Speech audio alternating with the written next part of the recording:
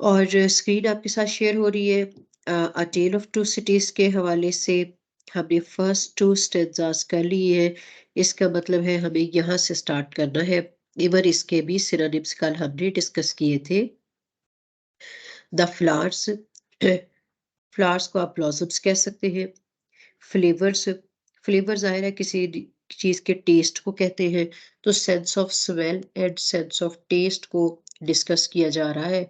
All smashed, smashed mean shattered, break, damaged, ये सारी चीज़ें क्या हो गई है, शैटर्ड है, डिस्पर्स्ड है, ब्रेक है। और वजह क्या बनी है, फ्लावर्स के भी और जितनी भी एग्रीकल्चर के अंदर आपकी एडिबल्स आ जाती है, फ्रूट्स है, वेजिटेबल्स है, जिनका ताल्लुक आपके फ्लेवर या टेस्ट से होता है। हर चीज़ जो है वो डिस्ट्रॉय हो गई है न्यूक्लियर अटैक के रिजल्ट के तौर पर। Burned, crushed and all dashed, ये तमाम चीज़ें बर्न है, क्रश्ड है, डैश्ड है, डैश्ड भी डिस्ट्रॉइड हो गई हुई है। And all pass through, all भी तमाम जितने भी जापानीज रहने वाले हिरोशिमा और नागासाकी के लोग पास थ्रू, इनको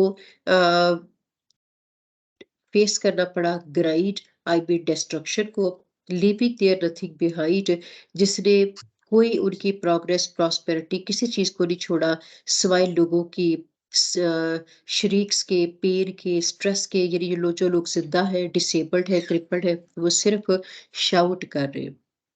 तो उनकी जो शरीक्स है, उनके अलावा कोई चीज भी उस एरिया में नहीं है। एक्सप्लेनेशन की तरफ चलते हैं। एक्सप्लेनेशन में आपने, the poet describes the intensity of blast by portraying the destruction of natural beauty. इस stanza के अंदर पोइट जो है वो नेचुरल ब्यूटी की डिस्ट्रक्शन को प्रेजेंट कर रहा है। और वो क्या कह रहा है नेचुरल ब्यूटी में, the flowers also stand for innocent people, के तमाम फ्लावर्स भी अपनी फ्रेग्रेंस के साथ, और फ्लावर्स जो है वो यहाँ से इनोसेंट पीपल को भी सिंबॉलिकली रिलेट कर रहे हैं, who had to undergo the crushing circumstances. इन सारी चीज़ों को क्रशिंग सर्कमस्टांसेस यानी क्रूशल जो कंडीशंस है वो फेस करना पड़ी है इस न्यूक्लियर अटैक के रिजल्ट के तौर पर। बेटे जब भी कभी आप क्लास का हिस्सा बने तो आपको फौरी तौर पर माइक को म्यूट करना होता है। अभी फिलहाल मैं म्यूट ऑल पे कर रही हूँ, तो दोबारा आप अनम्यूट ना कीजिएगा ताकि क्लास डिस्टर्ब ना हो। जी। The very crushing, the they were crushed and trodden ruthlessly like flowers। जैसे फ्लावर्स है, पेटल्स है, इनको अक्सर औकात नीचे गिरा दिया जाता है, पाँव के नीचे मसल दिया जाता है। बिल्कुल ऐसे ही इनसिग्निफिकेंट वे में जो अमेरिकन्स है, उन्होंने जापानीज लोगों को भी क्रश कर दिया, डिस्ट्रॉय कर दिया। Every living thing was burned, हर जो लिविंग क्रीचर है, चाहे वो प्लांट्स है, वेजिटेबल्स है, फ्रूट्स है, ह्यूमन बींग्स है, एनिमल्स है, they were burnt, ruined and darted down। वो completely destroyed है। The cities were presenting the view of wilderness। वो cities जहाँ पे बड़ी हसल बसल थी, जहाँ का कल्चर था, एजुकेशन थी, लोगों की रूटीन थी, सेलिब्रेशन थी, अब वो इस वक्त एक विल्डरनेस, एक बैरन लैंड का व्यू दे रही है। बैरन डिजर्टेड लैंड जो कि डिस्ट्रॉइड है, डैमेज्ड है, वहां पे कोई लाइफ नहीं है। The innocent people had to go through the agonizing and crushing circumstances।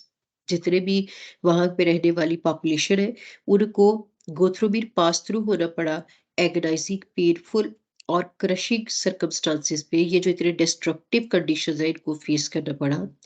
Nobody was left to resist against the power drug crazy nation। कोई पर्सन ऐसा नहीं है आवाज उठाने वाला जो ये जो power drug crazy bad nation थी अमेरिकन की, जिन्होंने ह्यूमन रूल्स को वायलेट करते हुए अपनी यहाँ पे पावर को शो किया, बॉम्ब ब्लास्ट किया, उनके अगेंस्ट रेसिस्ट करने वाला कोई नहीं था। The olfactory and gustatory images of flowers and flavors are employed to show the destruction caused by the nuclear attack। कि जो टर्म्स है olfactory and gustatory, olfactory जो है ये सेंस ऑफ स्मेल से रिलेटेड है, और गस्टेटरी सेंस ऑफ टेस्ट से रिलेटेड है। तो ये जो सेंस ऑफ स्मेल यानी फ्लावर्स और सेंस ऑफ टेस्ट यानी फ्लेवर से हर चीज़ डैमेज हो गई है इस न्यूक्लियर अटैक के रिजल्ट के तौर पर। लोग बिल्कुल जो मौजूद है वो क्रिपल्ड है, डिसेबल्ड है, मेंटली भी फिजिकली भी। No eye could look the explosion that took the lives of two glories in the moments of furies. Poet अगले स्टेंजा में प्रेजेंट करता है कि ये जो डिस्ट्रक्टिव सीन है ये इतना हॉरिबल था कि no human eye was able to look at this deserted great bloodshed and destruction. जितनी भी वहां पे जितना ब्लडशेड था, लोगों की डेथ्स थी, डेड बॉडीज थी, इनको देखना बर्दाश्त करना किसी भी इंसान, किसी भी ह्यूमन आई के लिए पॉसिबल नहीं था। The explosion that took, explosion mean blast, burst. ये जो ब्लास्ट हुआ, ये जो बॉम्ब ब्लास्ट और वेपन्स का यूज था, इसके रिजल्ट के तौर पर सारा एरिया जो है वो डैमेज हो गया है, हर चीज डिस्ट्रॉय हो गई है। Even the lives of two glories, वैसे तो ग्लोरी कहते हैं स्प्लेंडर को, मैग्निफिसेंस को, यानी कोई चीज शान शौकत वाली होती है, मगर यहाँ पर अगर टू ग्लोरीज का जिक्र है तो इसका मतलब है glories stands for cities, synonyms के लिए। ये ग्लोरीज क्या है? सिटीज है। हिरोशिमा और नागासाकी, इनके अंदर जितनी भी लाइफ थी, एक तो इंसानों की जिंदगी लाइफ हो गई, एक तो उनकी लाइफ थी प्रोग्रेस की, प्रॉस्पेरिटी की, साइंटिफिक एडवांसमेंट है, कल्चर है, एजुकेशन है, सिविलाइजेशन है, हर चीज जो है वो एंड हो गई है in the moments of Furies. Furies मतलब अगर अगर रॉथ इंडिग्नेशन, गुस्से की नजर हो गई। और गुस्सा किसको था? अमेरिकन को था। किन पर था? जैपनीज पर था। तो अपने गुस्से में, अपनी पार में उन्होंने इतना गलत डिसीजन लिया और ब्लास्ट करके ना सिर्फ के जैपनीज की बिल्डिंग्स को, सिस्टम को तबाह किया, बल्कि वहां पे रहने वाले बच्चे, बूढ़े, जवान, जितने भी वो लोग थे उन सब को भी उन्होंने डेड, पैरालाइज्ड कर दिया। और इस तरह अपने क्रूअल होने का सबूत दिया कि वो कितनी नेशन क्रूअल है, ब्रूटल है। अपने अपेरेंट वर्ड स्ट्रक्चर के बाद एक्सप्लेनेशन को देख लेते हैं। The poet narrated that the explosion, ये जो एक्सप्लोजन या ब्लास्ट था, was so severe and intense, ये बहुत सीवियर था, बहुत ज्यादा शार्प था, that no human eye could withstand the devastation, कि कोई ह्यूमन आई जो है वो विथस्टैंड नहीं कर सकती, व्यू नहीं ले सकती इस डेवस्टेशन, इस डिस्ट्रक्शन का, जिसमें बिल्डिंग्स भी डिस्ट्रॉय है, जिसके अंदर मार्केट्स भी डैमेज्ड है, जिसके अंदर ह्यूमन लाइफ भी डेड है, क्रिपल्ड है। तो इतनी ज्यादा जो पेन है, सफरिंग्स है, इसको कोई ह्यूमन आई इस वक्त टॉलरेट, विथस्टैंड या बियर नहीं कर सकती। The two glories.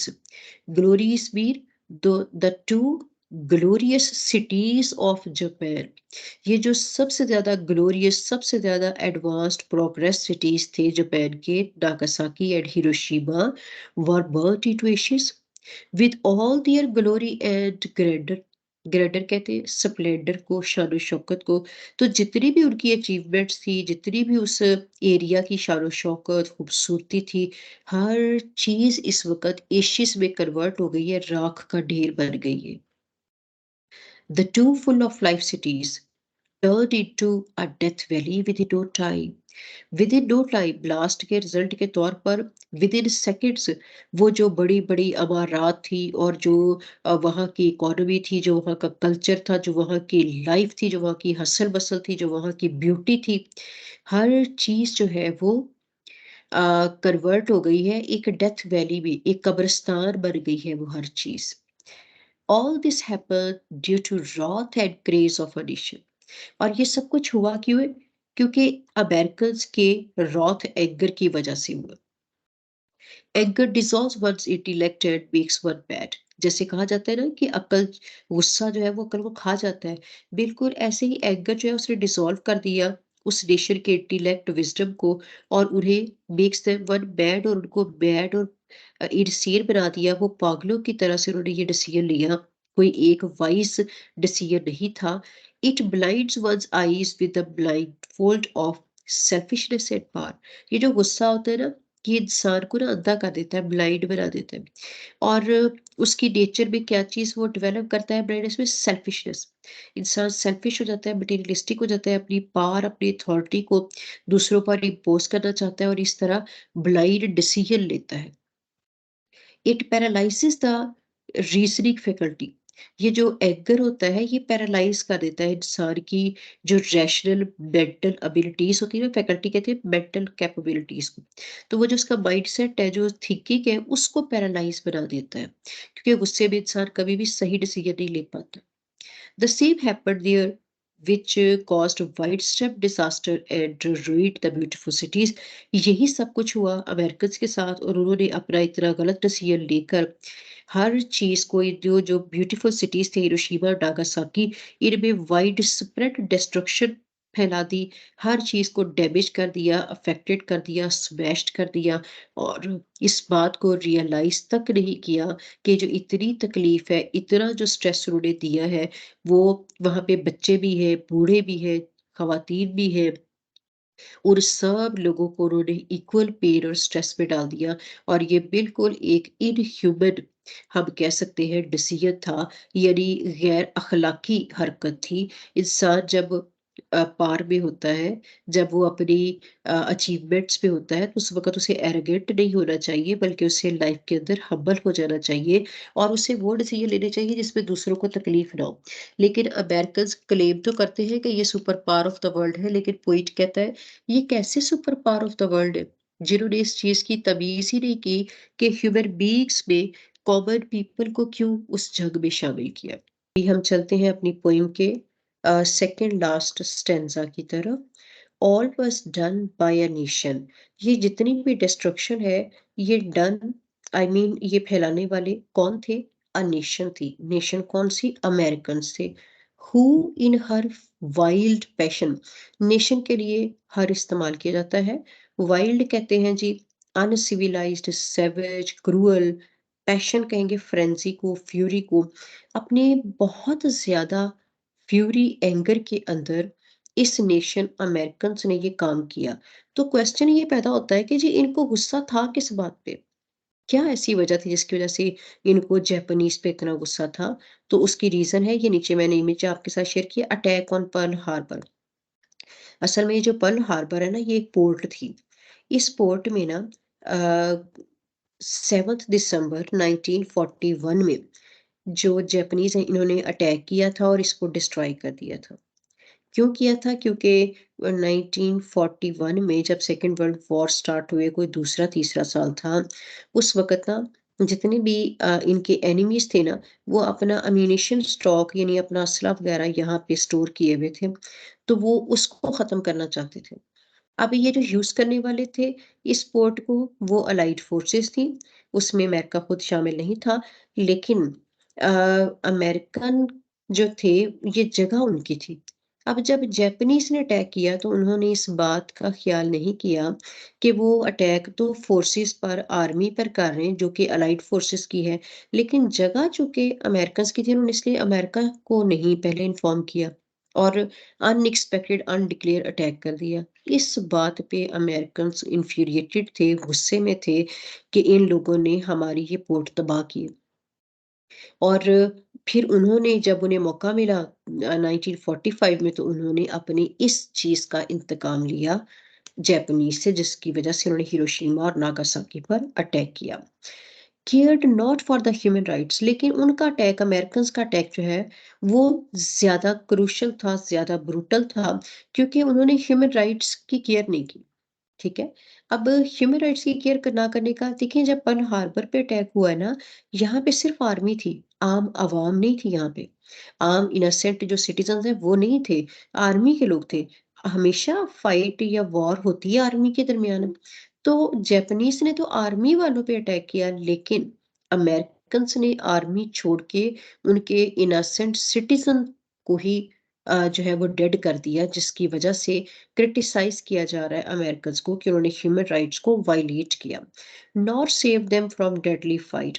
उन्हें इस डेडली, इस लीथल फाइट में किसी को प्रोटेक्शन ना मिली, यानी तमाम बच्चे क्या, ख़वातीन क्या, बूढ़े क्या, हर किसी को उन्होंने मार दिया। तो फाइट जब भी की जानी चाहिए तो आर्मी की आर्मी से होनी चाहिए, इसमें आम जो पब्लिक होती है ना उसको शामिल नहीं किया जाना चाहिए। इस क्रूशल एक्शन की वजह से ये कहा जाता है कि अमेरिकन ने इस चीज की परवाह नहीं की कि ह्यूमन राइट्स के मुताबिक आम लोगों को शामिल ना करते। सो ये हमारे पास आउटलाइन थी। अब जल्दी से इसकी एक्सप्लेनेशन को देख लेते हैं। In these lines the poet condemns and blames the powerful nation Americans whose craze, whose mad decision claimed the lives of innocent people and ruined the beautiful cities। ये जो अमेरिकन्स थे, अपने गुस्से में इन्होंने ब्यूटीफुल सिटीज को भी destroy कर दिया और वहां पे जो इनोसेंट पीपल है उनको भी डेड कर दिया। The nation that is considered the so-called protector and supporter of human rights, in its craze violated and exploited the rules and principles made by itself। ये नेशन जो है, अमेरिकन ही अपने आप को हॉलो क्लेम करते हैं, so called super power of the world कहते हैं। पोइट कहता है इन्होंने खुद अपनी बड़ी बड़ी ऑर्गेनाइजेशंस बनाई हुई है जिसके अंदर ये वॉर को खत्म करने के लिए और पीसफुल एनवायरनमेंट क्रिएट करने के लिए काम करते हैं। लेकिन जब इन्हें गुस्सा आया तो अपनी फ्यूरी में, अपने क्रेज में, अपने मैड डिसीजन में इन्होंने खुद अपने ही बनाए गए जो प्रिंसिपल्स हैं, रूल्स हैं, उनको एक्सप्लॉइट कर दिया, वायलेट कर दिया और वॉर इम्पोज कर दी। इनफैक्ट अमेरिकन्स वर इन्फ्यूरिएटेड। वजह क्या थी? अमेरिकन्स इन्फ्यूरिएटेड थे, एनोइड थे, गुस्से में थे and wanted to take revenge from Japanese. और वो जापानीज से अपना रिवेंज, अपना इंतकाम लेना चाहते थे। Who attacked on Pearl Harbor on December 7 1941, क्योंकि जापानीज ने 7 दिसंबर 1941 में पर्ल हार्बर पर अटैक किया था और ये भी बिना बताए अटैक किया था। इस वजह से अमेरिकन उस अपना बदला लेना चाहते थे। This unprovoked attack brought the United States into World War II। इस अटैक पर्ल हार्बर पे अटैक की वजह से जो यूनाइटेड स्टेट्स यानी अमेरिका है वो वर्ल्ड वॉर सेकेंड में शामिल हुआ। As it immediately declared war on Japan, और आते साथ ही उसने जापान पर अपनी वॉर जो है वो डिक्लेयर कर दी। Shakespeare states, "It's excellent to have giants' power, but it is inhuman to use it like a giant." Shakespeare ने एक दफा अपनी बुक में ये लिखा, ये सीख दी कि इंसान के पास अगर पावर हो ना, अगर वो बड़ा पावरफुल है, तो ये अच्छी चीज है, एक्सीलेंट वे। लेकिन कभी भी इस पावर को इन ह्यूमन वे में लोगों पर अप्लाई नहीं करना चाहिए। यानी इंसान को अपनी पावर, अपनी ताकत के नशे में जालिम नहीं बन जाना चाहिए। जबकि अमेरिकन्स ने यही किया। Being a super power it should have solve the problems related to the wars. अगर ये सुपर पावर थे ट्रू सेंस में तो इन्हें तो इस वॉर को एंड करना चाहिए था, प्रॉब्लम्स को खत्म करना चाहिए था। लेकिन इन्होंने क्या किया? It attacked innocent people. इसकी बजाय उन्होंने इनोसेंट पीपल पर अटैक कर दिया था। This in human act is speaking evidence of its hypocrisy. ये एक्ट अमेरिकन का शो करता है कि वो नेशन जो है वो हिपोक्रेटिक, हिपोक्रेट है, सेल्फिश है, चीप है, और ना वो खुद दूसरों की केयर करते हैं और वो सिर्फ और सिर्फ अपनी सेंस ऑफ सुपीरियोरिटी चाहते हैं। सुपर पावर का मतलब ये नहीं कि वो दूसरों के हेल्पर है, खैर वेलफिशियर है, not at all they are selfish. So last stanza है, लास्ट टेंजा के अंदर हम पढ़ेंगे कि इस तमाम तकलीफ को जैपनीज ने बर्दाश्त कैसे किया। क्या वो डिसअपॉइंटेड हो गए? क्या वो डिसहार्ट है? या वो लाइफ के अंदर री-स्ट्रगल कर रहे हैं, फिर से हार्ड वर्क कर रहे हैं? उसको यहाँ पर हम स्टडी करेंगे। But how much great were they? They mean Japanese. Poet ना एडमायर कर रहे हैं, तारीफ कर रहे हैं कि जापानीज़ बहुत ग्रेट नेशन है, ठीक है? कैसे ग्रेट नेशन है? हू बोर, क्योंकि उन्होंने बोर मीन एंड्योर, उन्होंने फेस किया है, विथस्टैंड किया है पेन्स ऑफ ब्लैक डे। ये जो उनकी लाइफ का ब्लैक डे था, 6 अगस्त 1945 एंड 9 अगस्त 1945, ये जो 6 और 9 अगस्त है ये ब्लैक डे बना था। इस ब्लैक डे को ब्लैक डे कहते हैं, फ्यूनेरियल ग्लूमी बैड डे। ये जो उनकी लाइफ का बैड डे था, पेन वाला, डिस्ट्रक्शन वाला, इन्होंने बड़ी बहादुरी से उसे फेस किया और इस दुनिया के अंदर मेहनत करके प्रूव किया issues are not merely the waste, they can really create the great। जो एशेज़ होती है, डिस्ट्रक्शन के बाद जो इंसान ज़ीरो पे आ जाता है, कभी ज़िंदगी में बहुत मेहनत से आपने कोई चीज़ बनाई और हर चीज़ बर्बाद हो जाए, तो वो जो डिस्ट्रक्शन है, जो एशेज़ है, जो रिमेन्स है, they are not only the waste. इनको आप सिर्फ वेस्ट मटीरियल नहीं कह सकते, बल्कि जो डिस्ट्रक्शन होती है, वो इंसान की रिकंस्ट्रक्शन का टाइम होता है, रिवाइवल का टाइम होता है, रीबर्थ का टाइम होता है। इंसान हमेशा ज़ीरो से उठ के मेहनत करके अपना मुकाम दोबारा लेता है।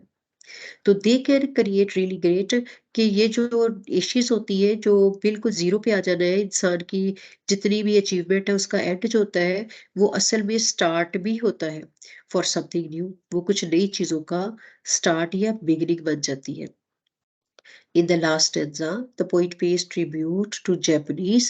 Last stanza में poet जो है वो Japanese को admire कर रहा है, tribute पेश कर रहा है, who exhibited patience and courage, कि ये ऐसी नेशन है जिन्होंने एग्जिबिट किया, प्रेजेंट किया पेशेंस को और करेज को, and face the attack bravely. उन्होंने इस अटैक को बड़ी हिम्मत के साथ, ब्रेवरी के साथ फेस किया, डिसअपॉइंटेड नहीं हुए, डिसहार्ट नहीं हुए, बल्कि अपनी लाइफ के अंदर अपनी स्ट्रगल को जारी रखा। He, I mean poet, appreciates the people who bore the pains and pangs of destruction and devastation. Poet जो है वो ट्रिब्यूट पे करता है, एडमायर करता है कि ये ऐसी नेशन है जापानीज जिन्होंने इस डिस्ट्रक्शन, इस डेवस्टेशन को बड़ी करिश के साथ फेस किया। All the misery and gloom of the fierce attack, जितनी भी फियर्स वो अटैक था, सीवियर अटैक था, उसकी इंटेंसिटी को, अपनी पेन को उन्होंने अपने लिए पॉइंट ऑफ डिसअपॉइंटमेंट बनाने की बजाय पॉइंट ऑफ ऑप्टिमिज्म बनाया। He praises, he admires the efforts of the people who worked hard to shake off mean get rid of the after effects of the war and devastation. Poet admire करता है, कहता है वो लोग बड़े काबिल तारीफ होते हैं जो कि वॉर या डेवस्टेशन के बाद उसके आफ्टर इफेक्ट से जल्द शेक ऑफ कर लेते हैं।